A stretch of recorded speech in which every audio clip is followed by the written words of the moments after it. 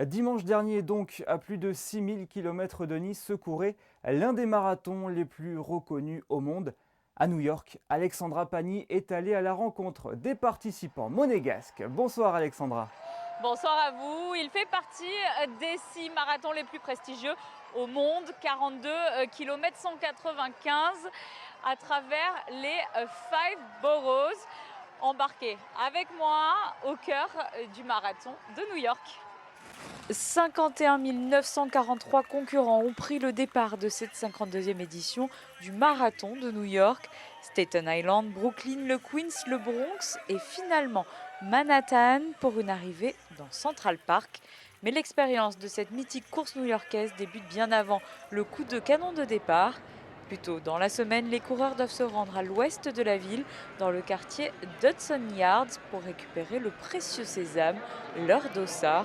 Nous y avons retrouvé le monégasque Christopher Helena. Ça fait plaisir parce que ça fait à peu près 8 mois que je le prépare et ouais, on y arrive là, c'est dimanche. Je suis à la fois un peu excité, à la fois j'ai un peu d'appréhension. C'est la première fois qu'il participe à un marathon et il a donc choisi de mettre toutes les chances de son côté. Alors à J-3, on est vraiment que sur du repos. Vraiment un petit footing vendredi matin, vraiment pour dégourdir un peu les jambes.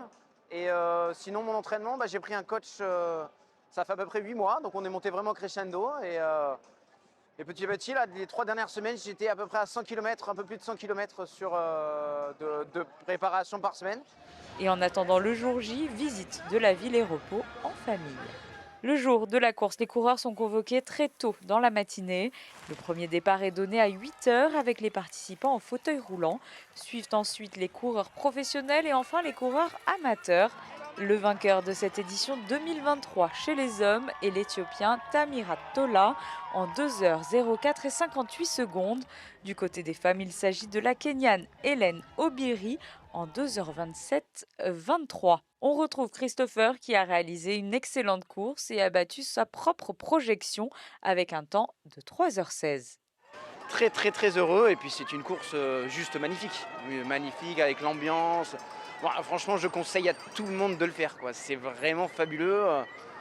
Voilà, il faut pas dire que, vous savez, si vous êtes capable de courir 1 kilomètre, vous pouvez en courir 2. Donc, si vous pouvez courir 2, vous pouvez en courir 4, et puis ainsi de suite, jusqu'à 10. Après, vous faites un semi, peut-être un marathon. Ça va vous rendre heureux, c'est incroyable. Moi, ça apporte un bonheur. Moi, il me faisait un peu peur et j'y suis arrivé, je suis très content. Et voilà, maintenant, on va voir la suite, mais je pense que ça va pas s'arrêter ici. Il avait effectué le déplacement en famille, des parents fiers du résultat de leur fils et ravis d'avoir pu profiter de l'ambiance autour du parcours, car le marathon de New York, c'est aussi les supporters qui se relaient tout au long de la journée dans une atmosphère très chaleureuse.